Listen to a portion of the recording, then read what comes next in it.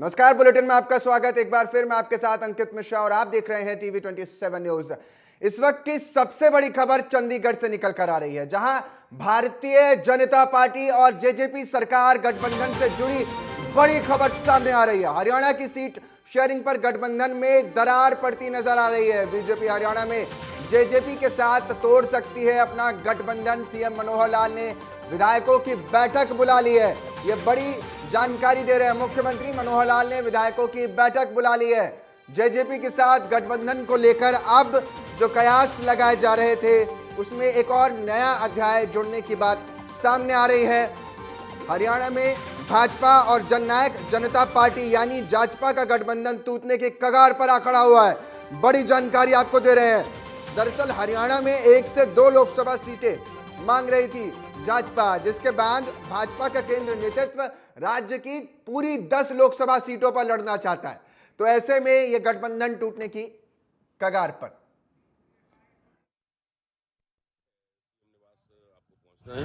और माननीय मुख्यमंत्री महोदय से मुलाकात हुई है और समर्थन की बात है तो अपना तो समर्थन पहले से ही बिना शर्त माननीय मुख्यमंत्री मनोहर लाल जी के नेतृत्व की सरकार को दे रखा है और उसी पर चर्चा हुई है। लोकसभा के चुनाव को लेकर भी चर्चा हुई है। आगे की जो रणनीति है, जो बातचीत है, माननीय मुख्यमंत्री महोदय या हरियाणा सरकार तय करेगी। अभी दोबारा भी बुलाया है क्या आपके पास? दोबारा कोई मुलाकात है? विधायक दल की बैठक में बुलाया? दोबारा का अभी हमारे पास कोई मैसेज नहीं है। बस हम सभी साथी नैनपाल रावत जी, गोलन साहब, धर्मवीर जी, सब हम मिलके आए हैं। तो उन्होंने 11:30 बजे एक मीटिंग के लिए कहा है कि 11:30 बजे आ जाएं और एक विधायक दल की मीटिंग है और उसके बाद चर्चा होगी। चर्चा होगी जो जेजेपी का गठबंधन वो टूटने की वजह से। गठबंधन ऑलमोस्ट टूट गया, मेरे ख्याल गठबंधन टूट चुका। तो अभी सीएम से मिलने जा रहे हैं? नहीं, 11:30 बजे मीटिंग है, उसके बाद डिसाइड होगा क्या जो भी। लोकसभा चुनाव आ रहे हैं, उसके सामने ऐसा संकट आ रहा है तो आप किसके पक्ष? नहीं, लोकसभा में कोई संकट नहीं है। 10 की 10 सीटें भारतीय जनता पार्टी जीतेगी और इनके बिना भी, जेजेपी के बिना, मैंने पहले भी बोला था कि हरियाणा में सरकार चलती है। लेकिन जब भी कभी कोई काम होते हैं, मुख्यमंत्री जी हमारे आदरणीय हैं, जब कोई चर्चा होती है तो हमारी काम के ऊपर होती है। भाई काम कितने हो गए, क्या करवाना, ऐसी बात चलती है हमारी। और हम जैसे बुला ही लेते हैं, महीने में एक बार तो इकट्ठे होते ही हम। तो मैं धर्मपाल गोंदर, मैं लेनी लोखेड़ी, तो माननीय मुख्यमंत्री जी से अभी मिल के आए हैं। तो काम के बारे में ही कह रहे थे, भाई क्या काम। मेरे सहयोगी रमेश कुमार ज्यादा जानकारी के साथ जुड़ गए हैं। हरियाणा में सियासी संकट अब साफ तौर पर देखा जा रहा है। क्या लगता है इस बार की सरकार गिर जाएगी? देखिए, हम इसको इस तरह से कह सकते हैं कि भारतीय जनता पार्टी की सरकार रह सकती है और गिरने की जो संभावना है वो जजपा का है, क्योंकि जननायक जनता पार्टी का जो सिस्टम है वो अभी बड़ा अधर में चल रहा है। क्योंकि ऐसे सूत्र बता रहे हैं और तमाम आपने विधायकों की बात सुनी है, वो कह रहे हैं गठबंधन टूट गया मानो। एक ऑफिशियल घोषणा होने की बात बाकी है। और अगर इसको दूसरे पहलू में देखा जाए तो राजभवन में तैयारियां भी चल रही हैं। और अगर इसको एक नजरिए से और देखा जाए तो जिस प्रकार चर्चाएं चल रही थी कि हो सकता है कहीं मनोहर लाल करनाल से लोकसभा का चुनाव तो नहीं लड़ने जा रहे। अगर मुख्यमंत्री मनोहर लाल करनाल से लोकसभा का चुनाव लड़ेंगे तो उससे पहले इस्तीफा देना पड़ेगा। कारण यही है कि लोग आरोप लगाएंगे कि सरकारी मशीनरी का दुरुपयोग कर रहे हैं, इसलिए उनको इस्तीफा देना पड़ेगा। लेकिन अभी एक्चुअल क्या चीजें चल रही है, ये तो जरूर सबने कह दिया है कि गठबंधन टूटने के कगार पे है, टूट चुका है। और जो भी निर्णय होगा वो 11:30 बजे के बाद होगा।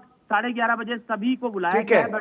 11:30 बजे का इंतजार हमें भी रहेगा। रमेश हमारे साथ बने हुए, मेरे साथ दिल्ली से पंकज वानखेड़े जुड़ गए हैं। पंकज, ऑब्जर्वर भेज दिए गए, कहा जा रहा है 12 बजे तक पहुंच भी जाएंगे और वो फैसला लेंगे कि आखिर करना क्या है, गठबंधन का स्वरूप रहेगा या पूरी तरीके से बिखर जाएगा। देखिए अंकित, अब इसमें कोई सवाल बचा नहीं है कि गठबंधन रहेगा या नहीं। अब गठबंधन लगभग समाप्त हो चुका है। अब नए तरह से कयास लगाए जा रहे हैं कि सरकार में अब कौन कौन से मंत्री रहेंगे और क्या मुख्यमंत्री बदले जाएंगे, इसको लेकर चर्चा हो रही है।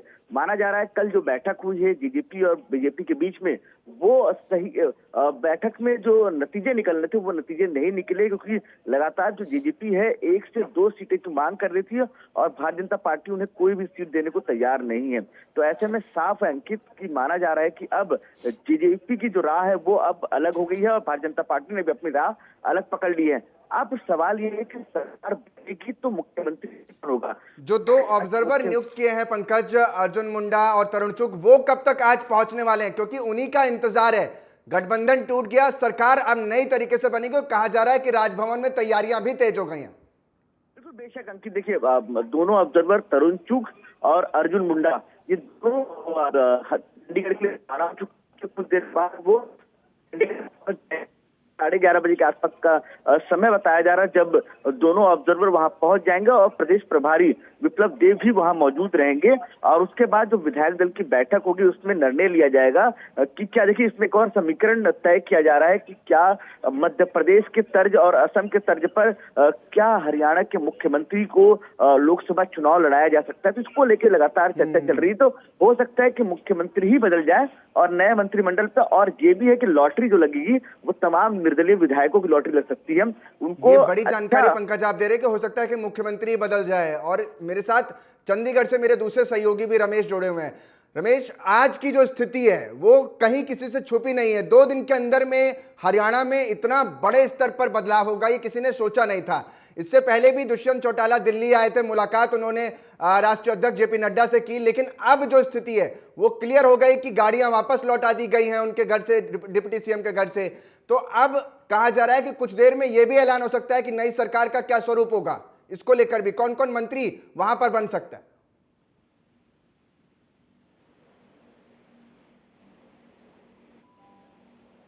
रमेश, आपको मेरी आवाज आ रही है? आपकी आवाज आ रही है जी। सवाल मेरा सवाल यह है कि अब अलग स्थिति बनती हुई नजर आएगी, तो ये भाजपा जब अलग हो जाएगी तो गठबंधन का स्वरूप क्या हो सकता है, नई सरकार जो बनेगी उसका स्वरूप? देखिए अभी अगर हम बात करें मौजूदा स्थिति में, तो भारतीय जनता पार्टी के पास मौजूदा समय में 41 विधायक है। तो 41 विधायक और 6 निर्दलीय विधायक है, तो टोटल 47 विधायक है। भारतीय जनता पार्टी की सरकार बनाने के लिए केवल 46 विधायक की जरूरत है। यानी कि अगर निर्दलियों को जोड़ लेते हैं तो उनके पास समर्थन की कोई दिक्कत नहीं है। हाँ, और अगर जजपा छोड़ के चली भी जाती है तो ये मान के चलिए कि उनकी सरकार को कोई खतरा नहीं है, बशर्ते निर्दलीय उनके साथ होने चाहिए। और अगर इसको दूसरे स्वरूप में देखा जाए कि मान लीजिए कल को निर्दलीय भी छिटक जाते हैं तो चुनाव में ज्यादा दिन बचे नहीं है। अभी कुछ ही दिनों में आचार संहिता लग जाएगी और जाहिर तौर पर सरकार का बहुत ज्यादा कामकाज रहेगा नहीं। लेकिन ये जो नुकसान है सबसे ज्यादा जननायक जनता पार्टी को होगा, क्योंकि अगर उनके नेता हट जाते हैं तो अब वो क्या मैदान में जाके क्या बोलेंगे कि भारतीय जनता पार्टी ने धोखा किया या भारतीय जनता पार्टी ने भ्रष्टाचार किया, क्योंकि वो भी सरकार का हिस्सा थे। तो वो एक अधर संकट में फंस गए हैं कि ना तो वो उगल सकते हैं ना ही वो निगल सकते हैं। तो अब सबसे बड़ी जो मुसीबत है वो जननायक जनता पार्टी के साथ खड़ी। पंकज, एक और स्थिति पर हम जो लगातार नजर बना रहे हैं उसकी हम बात अगर करें तो ये एक तस्वीर निकल कर आती है कि कहीं ऐसा तो नहीं होगा कि इस बीच कांग्रेस बाजी मार जाए, क्योंकि 30 तो उसके पास भी है और ये तो 10 इधर से जेजेपी के जाएंगे उसमें शामिल हो जाएंगे। 46 का आंकड़ा करना है, कहीं जोड़ तोड़ बीजेपी में ना शामिल हो जाए। क्योंकि आपको याद होगा कर्नाटक में भी कुछ इसी तरीके से राज्यसभा, माफ कीजिएगा, जब राज्यसभा के लिए वोटिंग हुई थी तो क्या कुछ तस्वीरें निकली थी, आपको बेहतर याद होगा। तो कहीं वही ना बीजेपी की खेमे में तोड़फोड़ कर दे कांग्रेस पार्टी। बिल्कुल बेशक अंकित, देखिए लगातार कयास अलग अलग तरीके से लगाए जा रहे हैं, लेकिन अभी सबसे महत्वपूर्ण है सरकार को स्थिर करना। और सरकार को स्थिर करने के लिए सबसे महत्वपूर्ण होगा ये तमाम जो विधायक है उनको अपने पाले में करना, जो निर्दलीय विधायक हैं। हो सकता है कि दूसरी तरफ बीजेपी लगातार प्रयास कर रही हो कि बीजेपी के जो विधायक है उनको भी अपने फेवर में करें, क्योंकि बड़ा आंकड़ा नहीं है। 10 में से अगर 7 विधायक भी उनके फेवर में चले गए तो मान के चलिए जेजेपी टूट जाएगी। तो ऐसे में ये भी समीकरण हो सकता है। लेकिन लगातार आपको पता है कि हरियाणा में लगातार जाट वर्सेस नॉन जाट का एक समीकरण बनता है और उसमें लगातार उसमें माना जाता है कि जाट का जो वोट बैंक है वो कांग्रेस के फेवर में जाता है या अन्य पार्टियों को, रीजनल पार्टी के फेवर में जाता है। तो ऐसे ही भारतीय जनता पार्टी कोशिश करेगी कि ओबीसी चेहरे को सामने लाया जाए और साथ ही साथ उस के साथ जो लोकसभा चुनाव है उसको सामने रखते हुए मुख्यमंत्री को चुनाव लड़ाया सकता है।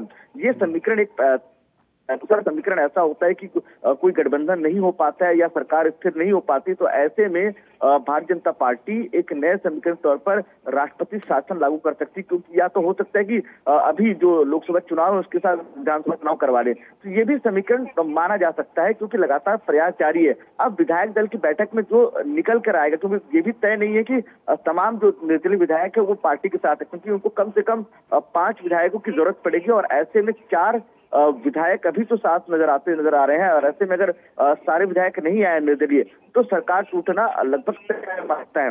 सरकार गिरना। माफी चाहूंगा। जो मीटिंग कल हुई थी रमेश, वहां पर भी जब बुलाया गया था इन तमाम विधायकों को, तो सातों विधायक यानी जो एक तरीके से कह लें जो अकेले लड़े हैं चुनाव, वो भी वहां मौजूद रहे। तो ऐसा मुझे नहीं लगता कि कम ही होगा कि वो विधायक भी टूट जाए जो निर्दलीय लड़े हैं, बीजेपी से बिभर जाए। देखिए, निर्दलीय विधायकों का भी आपने बाइट सुनी और उनकी जो कह रहे थे वो कि वो जो है सरकार के साथ है। वो कई विधायकों ने तो इवन की ट्वीट करके लिखा कि जय श्री राम, हम राम के साथ हैं। तो आज के समय अगर कोई राम के साथ कहता तो उसका सांकेतिक तौर पे माना जाता है कि वो भारतीय जनता पार्टी के साथ है।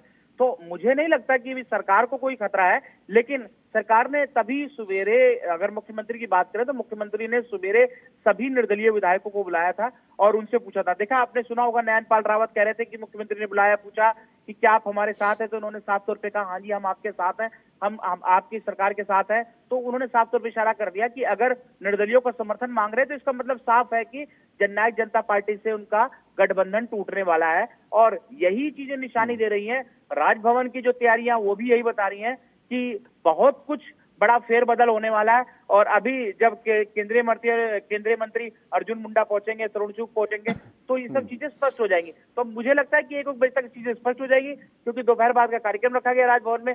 2 बजे तक वहां की भी स्थिति स्पष्ट हो जाएगी। तो आज हरियाणा की राजनीति में बड़ा उलटफेर होने वाला है। वो उलटफेर क्या होता है, थोड़ी देर में सारी चीजें जो है साफ हो जाएंगी। पंकज, क्या इतना बड़ा बीजेपी के लिए हो गया कि 2 सीटें वो नहीं दे पाई जेजेपी को, सिर्फ इसी वजह से लोकसभा में सीटें ना मिलना, यही इतना बड़ा कारण बन गया कि पार्टी को अलग होना पड़ गया? या एंटी इनकम्बेंसी पार्टी में पहले से ही चल रही थी और राज्य में चल रही थी, या ये मान के चले कि आपस में कलह पहले से थी, ये तो सिर्फ एक बहाना है? नहीं, देखिए अंकित, लगातार जिस तरह से भारतीय जनता पार्टी का एक दबदबा हरियाणा में बना रहा है पहले से ही, तो ऐसे में भारतीय जनता पार्टी नहीं चाहती है कि एक भी सीट अन्य क्षेत्रीय दल को दिया जाए। वो लगातार ये चाहती है कि 10 के 10 सीटों पर खुद अपने दम पे चुनाव लड़े और वहां पे जीत के आए। और ये माना जा रहा है, जैसे रमेश जी बता रहे हैं, कि जिस तरह से राम मंदिर के वजह से या राम मंदिर की प्राण प्रतिष्ठा के कारण जो तमाम लोग हैं वो उनके फेवर में दिखते नजर आते हैं, और ये बीजेपी को लगता है कि इस वजह से बीजेपी की जीत हो जाएगी। तो ये कारण है। और उसके बाद बीजेपी जो सीट मांग रही है, हिसार सीट, वो भारतीय जनता पार्टी देना नहीं चाहती है। तो ऐसे में ये समीकरण इस वजह से भी टूटता नजर आ रहा है। और दूसरी बात ये है कि जेजेपी कभी भी लोकसभा में बेहतर प्रदर्शन नहीं कर पाई, ये माना जाता है। तो ऐसे में बीजेपी और उनको लोकसभा में सीट देने के उस पर नहीं है, लेकिन लगातार जेजेपी दबाव बना रही थी। ऐसे में माना जा रहा है कि कल जिस तरह से बातचीत हुई है राष्ट्रीय अध्यक्ष जेपी नड्डा से, वो एक तरह से लोगों के बराबर थे। आप दोनों लगातार बने रहिए। जरा इस वक्त की बड़ी खबर दर्शकों को दे देते हैं। खबर जो निकल कर आ रही है, सीएम मनोहर लाल दे सकते हैं इस्तीफा। मुख्यमंत्री इस्तीफा दे सकते हैं और लोकसभा चुनाव लड़ने के लिए मुख्यमंत्री का नाम आगे आ सकता है। मनोहर लाल एक ऐलान हो सकता है कि आज इस्तीफा दे दें और उसके बाद उन्हें लोकसभा चुनाव के लिए भारतीय जनता पार्टी प्रोजेक्ट कर सकती है। यानी चंडीगढ़ के लिए एक बड़ी तस्वीर निकलती हुई नजर आ रही है। चंडीगढ़ पहुंचे पर्यवेक्षक तरुण चुग, अर्जुन मुंडा, ये भी जानकारी निकलकर सामने आ रही है। तो सीएम मनोहर लाल दे सकते हैं इस्तीफा। इस वक्त की बड़ी जानकारी आपको दे रहे हैं, दर्शकों को खबर दे रहे हैं। लोकसभा चुनाव लड़ सकते हैं मुख्यमंत्री मनोहर लाल, ये बड़ी जानकारी दे रहे हो। चंडीगढ़ पहुंच चुके तरुण चुग और अर्जुन मुंडा, मेरे दोनों सहयोगी बने हुए। पंकज, सबसे पहले आपके पास आते हुए जो सवाल आपसे मैं लगातार पूछ रहा था, क्या अब स्वरूप बदल जाएगा सरकार का, मुख्यमंत्री का नाम चेंज हो जाएगा, या यूं कहें किसी नए व्यक्ति को नया मौका मिल जाएगा?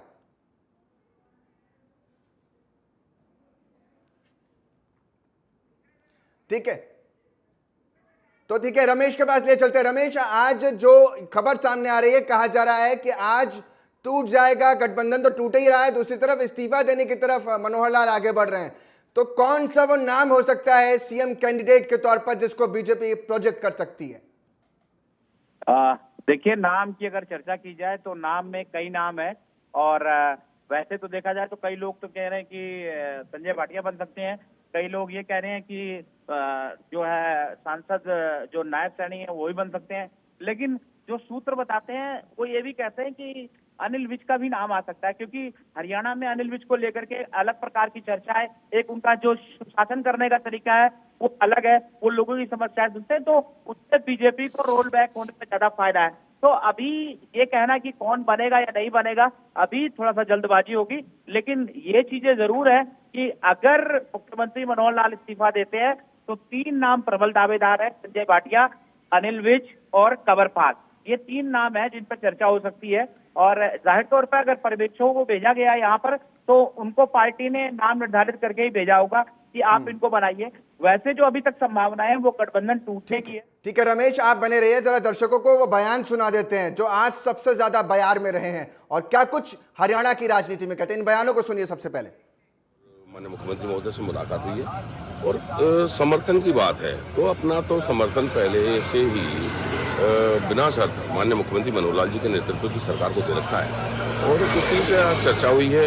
लोकसभा के चुनाव को लेकर भी चर्चा हुई है। आगे की जो रणनीति है, जो बातचीत है, माननीय मुख्यमंत्री महोदय या हरियाणा सरकार तय करेगी। अभी दोबारा भी बुलाया है क्या आपको आज? दोबारा कोई मुलाकात है, विधायक दल की बैठक में बुलाया? दोबारा का अभी हमारे पास कोई मैसेज नहीं। हम सभी साथी नैनपाल रावत जी, गोलन साहब, धर्मवीर, सब हम मिलके आए हैं। तो उन्होंने 11:30 बजे एक मीटिंग के लिए कहा कि 11:30 बजे आ जाएं और एक विधायक दल की मीटिंग है और उसके बाद चर्चा होगी। चर्चा होगी जो बीजेपी का गठबंधन वो टूटने की वजह कैसे? गठबंधन ऑलमोस्ट टूट गया, मेरे ख्याल गठबंधन टूट चुका। तो अभी सीएम से मिलने जा रहे हैं? नहीं, 11:30 बजे मीटिंग है, उसके बाद डिसाइड होगा क्या जो भी। लोकसभा चुनाव आ रहे हैं, उसके सामने ऐसा संकट आ रहा है तो आप किसके पक्ष? नहीं, लोकसभा में कोई संकट नहीं है। 10 की 10 सीटें भारतीय जनता पार्टी जीतेगी और इनके बिना भी, जेजेपी के बिना, मैंने पहले भी बोला था कि हरियाणा में सरकार। लेकिन जब भी कभी कोई काम होते हैं, मुख्यमंत्री जी हमारे आदरणीय है, जब कोई चर्चा होती है तो हमारी काम के ऊपर होती है। भाई काम कितने हो गए, क्या करवाना, ऐसी बात चलती है हमारी। और हम जैसे बुला ही लेते हैं, महीने में एक बार तो इकट्ठे होते ही हम। तो मैं धर्मपाल गोंदर, मैं लेनी लोखेड़ी, तो माननीय मुख्यमंत्री जी से अभी मिल के आए हैं। तो काम के बारे में ही कह रहे थे, भाई क्या काम करना है, क्या नहीं करना। दबी जुबान में सब कुछ कह जाते हैं, नेताओं की बोली कहां जनता को सीधे तौर पर समझ में आती है। और यही वजह है कि हरियाणा में अब कहा यह जा रहा है कि सारे जो समीकरण हैं वो टूट जाएंगे और अब से कुछ ही देर में ये भी खबर निकलकर सामने आ रही है कि मुख्यमंत्री इस्तीफा दे सकते हैं और लोकसभा चुनाव के लिए जा सकते हैं। पूरा मंत्रिमंडल और पूरा जो विधायक दल के नेता हैं वो तमाम विधायक दल के नेता मंत्रिमंडल समेत इस्तीफा सौंप सकते हैं। मेरे साथ रमेश लगातार बने हुए हैं। रमेश, आज ये हरियाणा की सरकार को लेकर जो कहा जा रहा है कि मुख्यमंत्री को लोकसभा चुनाव के लिए प्रोजेक्ट किया जा सकता है, तो ऐसे में दूसरे मुख्यमंत्री का नाम तय होना है। अब इसको लेकर स्थिति क्या बनेगी और जो निर्दलीय हैं उनका फायदा तो इसमें कम से कम तय माना जा रहा है कि उन्हें भी मंत्री पद मिल सकता है।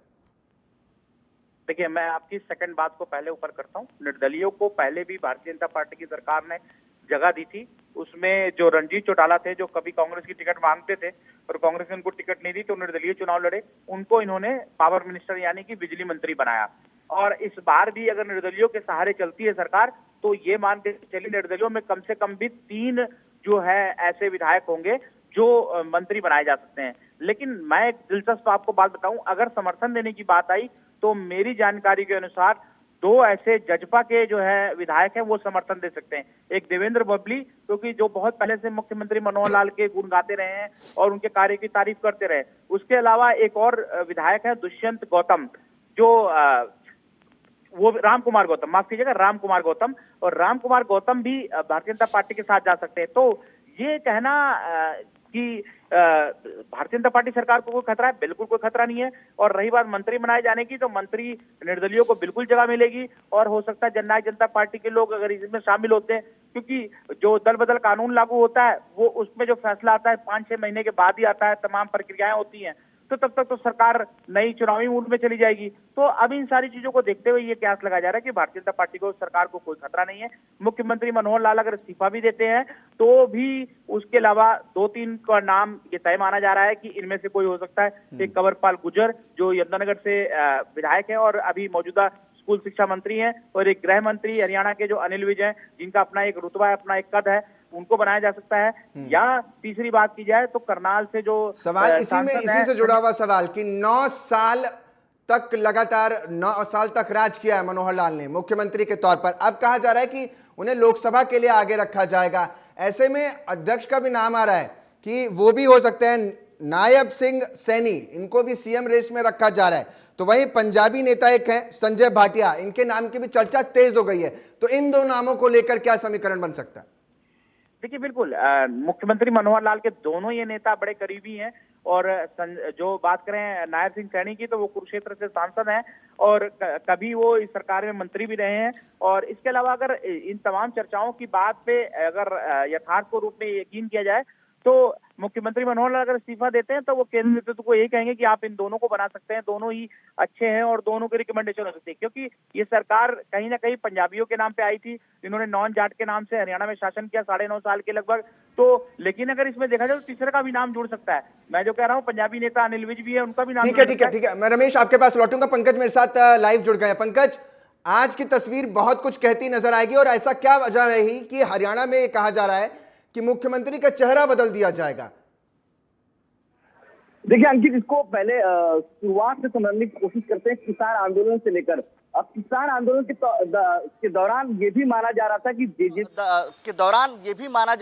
जेजेपी कहीं ना कहीं एनडीए गठबंधन से बाहर हो सकती है, लेकिन लगातार जेजेपी बनी हुई, तो खटास कहीं ना कहीं वहां से शुरुआत मानी जा सकती है। उसके बाद लगातार 2 राउंड की बैठक एनडीए गठबंधन में जेजेपी जो मौजूद है उनके साथ हुई थी। कल राष्ट्रीय अध्यक्ष से मुलाकात हुई और माना जा रहा था कि सब कुछ सही हो जाएगा।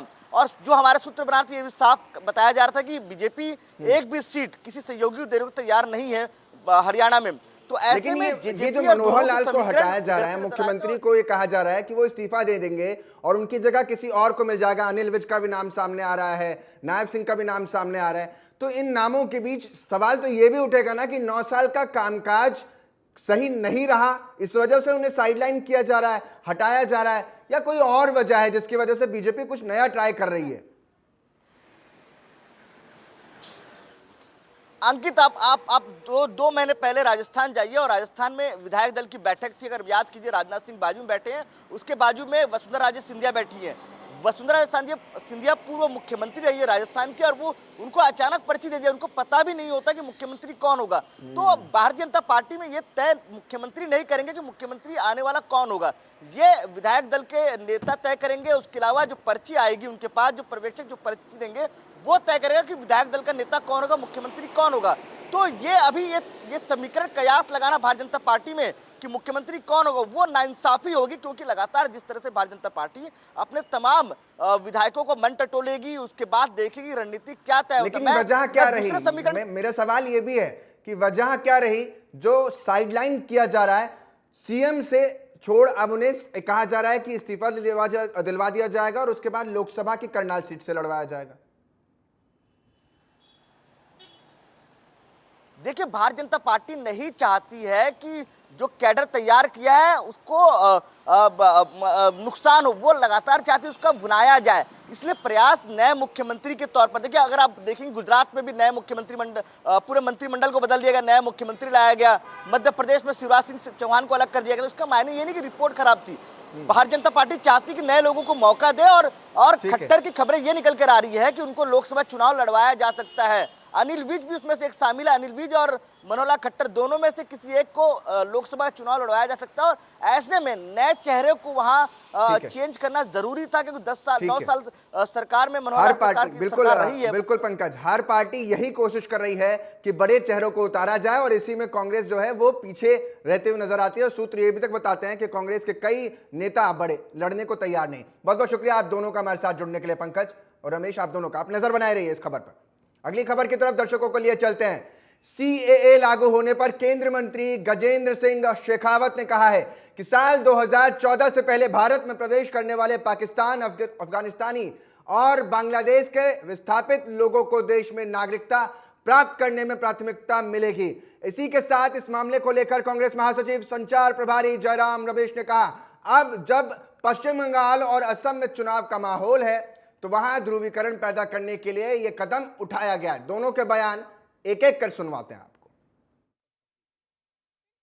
ऐसे सारे विस्थापित लोग जो पाकिस्तान से आते हैं, अफगानिस्तान से आते हैं, बांग्लादेश से आते हैं, वो हिंदू होंगे, सिख होंगे, जैन होंगे, बौद्ध होंगे, वो सब लोगों को अब नागरिकता के में प्राथमिकता मिलेगी। जो लोग 2014 तक आ गए हैं उनको शीघ्र नागरिकता मिल पाएगी, और मैं ये मानता हूं कि इसके कारण से लाखों ऐसे लोग जो भारत में रह रहे हैं उनका जीवन जो है वो सरल भी होगा और सफल भी होगा। नहीं, देखिए, इस पर लंबी बहस हुई है, पार्लियामेंट में बहस हुई है, सुप्रीम कोर्ट में अभी ये मैटर अभी भी मामला पड़ा हुआ है, पर उसको अलग रखिए। अधिनियम बना, मेरा सवाल यही है, अधिनियम बना, डिबेट हुआ, बहस हुई, चर्चा हुई, मतभेद हैं, हमारे विचार अलग हैं, हमने कई सवाल उठाए। आप सिर्फ असम, आप सिर्फ अफगानिस्तान, बांग्लादेश और पाकिस्तान क्यों कर रहे हैं, श्रीलंका क्यों नहीं, आपने क्यों नहीं शामिल किया, ऐसे कई सवाल उठे थे। पर मेरा सवाल यही है, आज मेरा कहना यही है, 4 साल 3 महीने क्यों लगाए। सीधा आपको उत्तराखंड लिए चलते हैं। पुष्कर सिंह धामी इस वक्त कुछ कह रहे हैं, क्या कुछ कहने जरूर सुनवाते हैं इन सब खबरों के बीच।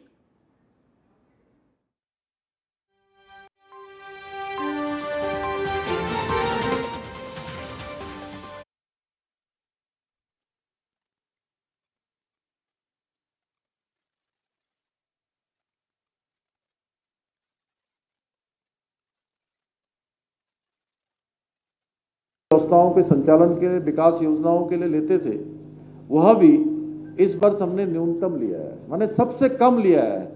और लगातार राज्य की जो प्रगति है वो आप सब लोग देख रहे हैं, आगे बढ़ रहा है।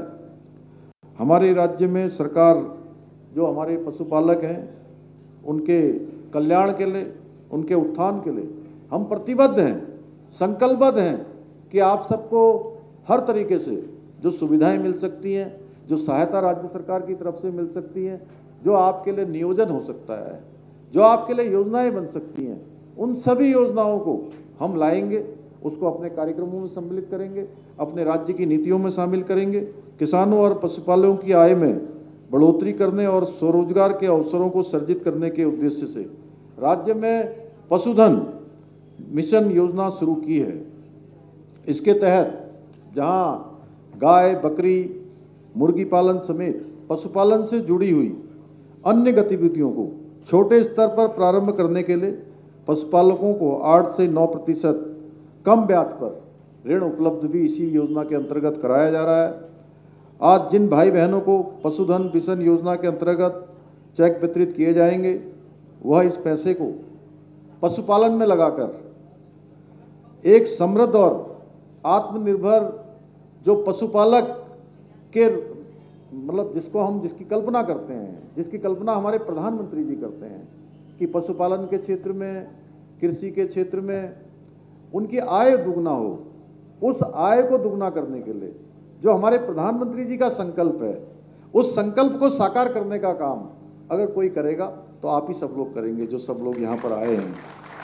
भाइयों बहनों, हमारे प्रधानमंत्री जी का सिद्धांत हमेशा से रहा है अंत्योदय का सिद्धांत, यानी कि समाज के अंतिम छोर में खड़े हुए व्यक्ति तक शासन पहुंचे, सरकार की सुविधाएं पहुंचे और योजनाएं ऐसी बने जिससे वास्तव में उन लोगों का जीवन स्तर ऊपर उठे जिनको उन योजनाओं की आवश्यकता हो। पहले के समय में क्या होता था, अगर आप 2014 से पहले के भारत की आप आज के भारत से तुलना करेंगे तो योजनाएं सरकार की उस समय भी आती थी, ऐसा नहीं कि योजनाएं नहीं होती थी, कार्यक्रम उस समय भी चलते थे, लेकिन उस समय के जो कार्यक्रम चलते थे वो कुछ लोगों को ध्यान में रखकर बनाए जाते थे। जो योजनाएं बनाई जाती थी वह भी कुछ लोगों के हितों के लिए बनाई जाती थी। आज माननीय प्रधानमंत्री जी के नेतृत्व में, मोदी जी के नेतृत्व में वो योजनाएं बनाई जाती हैं जिन योजनाओं से समाज के अंतिम छोर में खड़े हुए व्यक्ति को, किसान को, पशुपालक को, गरीब को, मजदूर को, जो सबसे पीछे रह गया है, उसको कैसे आगे लाया जा सकता है, कैसे उसके जीवन को ऊपर उठाया जा सकता है, कैसे उनके बच्चे को, भविष्य को संवारा जा सकता है, उस प्रकार की योजनाएं आज बनाई जा रही हैं। उन योजनाओं को धरातल पर उतारा जा रहा है। अगर हम देखेंगे तो आप स्वयं अंदाजा लगाइए, जिस प्रकार से आज देश के अंदर इज्जत घर बनाए गए, हमारी मातृशक्ति को खुले में शौच जाना पड़ता था, कितनी कठिनाइयों का सामना करना पड़ता था, या आज प्रधानमंत्री आवास योजना की हम बात करें तो इन 10 सालों में आज 4 करोड़ के लगभग आज प्रधानमंत्री आवास दिए जा चुके हैं, और उसमें भी मुझे बताते हुए खुशी हो रही है। फिलहाल के लिए